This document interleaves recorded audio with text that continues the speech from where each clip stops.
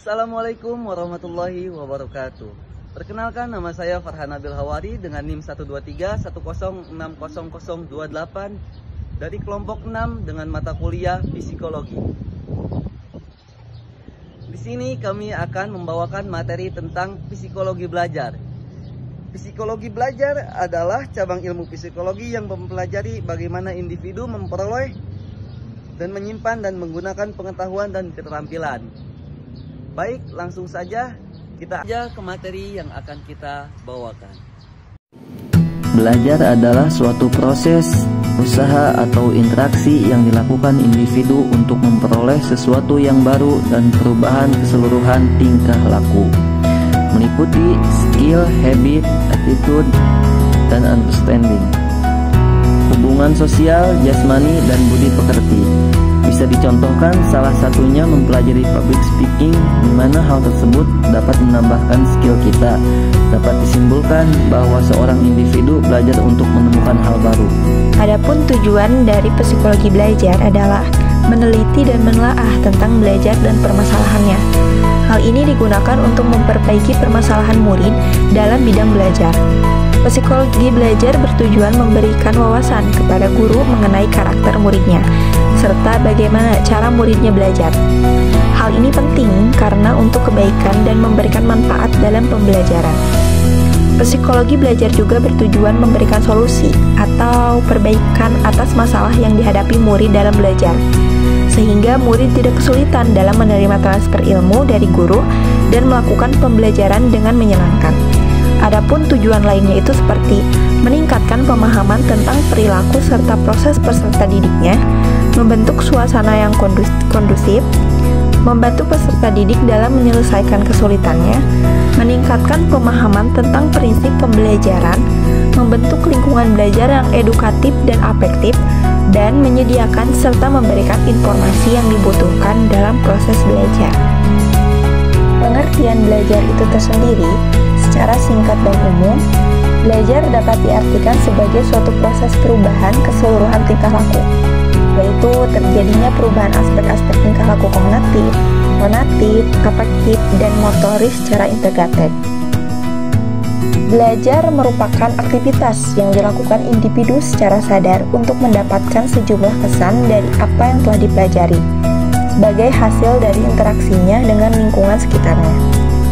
Psikologi belajar ini adalah ilmu yang mempelajari tentang prinsip-prinsip manusia dalam proses belajar dan pembelajaran. Adapun pengertian belajar, menurut beberapa ahli, yang pertama itu menentukan, belajar adalah modifikasi atau memperteguh kelakuan melalui pengalaman. Menurut pengertian ini, belajar merupakan suatu proses, suatu kegiatan, dan bukan suatu hasil atau tujuan. Belajar bukan hanya mengingat, akan tetapi lebih luas dari itu, dan bukan hanya penguasaan hasil latihan, melainkan perubahan kelakuan. Pengertian ini sangat berbeda dengan pengertian lama tentang belajar yang menyatakan bahwa belajar adalah latihan-latihan, pembentukan kebiasaan secara otomatis, dan seterusnya. Dan yang kedua itu menurut Cronbach. Nah, menurut Cronbach menyatakan bahwa belajar ditunjukkan oleh suatu perubahan tingkah laku sebagai hasil dari pengalaman. Baik, di sini saya akan menjelaskan tentang jenis-jenis belajar di dalam ilmu psikologi, teman-teman. Nah, di dalam ilmu psikologi, jenis-jenis belajar itu ada 4 macam. Yang pertama, belajar klasik. Yang kedua, belajar operan. Yang ketiga, belajar observasional. Yang keempat, belajar kognitif. Dan yang pertama adalah belajar klasik atau classical conditioning. Definisi dari pembelajaran klasik adalah jenis pembelajaran di mana seseorang mengasosiasikan suatu stimulus dengan respon otomatis. Nah, ini pertama kali dijelaskan oleh tokoh Ivan Pavlov, teman-teman. Nah, yang kedua adalah belajar operan. Pengertian dari belajar operan ini adalah pembelajaran di mana perilaku dikendalikan oleh konsekuensi seperti hadiah atau hukuman. Ini berfokus pada bagaimana perilaku dihasilkan dimodifikasi berdasarkan hasil dari perilaku tersebut.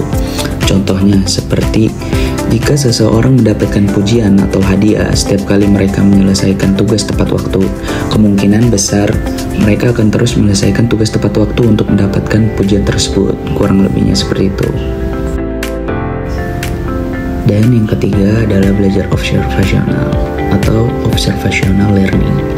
Definisi dari belajar observasional adalah melalui pengamatan atau model nih. Terjadi ketika seseorang belajar bagaimana melakukan sesuatu dengan mengamati orang lain. Teori ini diperkenalkan oleh Albert Bandura nih teman-teman. Contoh seperti seseorang anak yang melihat orang dewasa menggunakan alat dengan cara tertentu, mungkin kemudian meniru cara tersebut ketika menggunakan alat yang sama. Dan masuk ke tahap atau step yang terakhir, yaitu belajar kognitif atau cognitive learning. Definisi dari belajar kognitif adalah berfokus pada proses mental internal yang terlibat dalam pembelajaran, seperti berpikir, memahami, dan memecahkan masalah. Ini mencakup bagaimana informasi diproses dan disimpan di dalam otak. Contohnya seperti belajar matematika, melibatkan pemahaman konsep-konsep abstrak dan penerapan strategi pemecahan masalah yang merupakan bagian dari proses kognitif. Nah, seperti itu teman-teman tentang jenis-jenis belajar yang ada di dalam ilmu psikologi.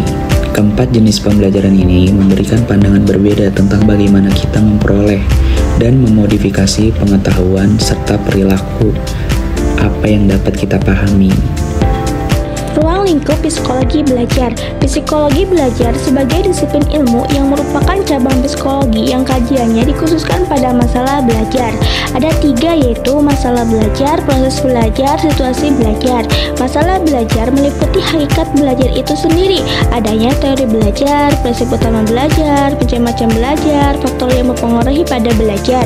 Yang kedua, proses belajar. Proses belajar meliputi tahapan dalam proses belajar, perubahan pikir selama belajar, motivasi dalam belajar. Yang ketiga, situasi belajar yang meliputi keadaan lingkungan fisik ataupun non-fisik, sosial dan non-sosial. Mempelajari tentang psikologi belajar tentu bukan kegiatan tanpa memberi manfaat. Pemahaman mengenai ilmu pengetahuan ini menarik manfaatnya. 1.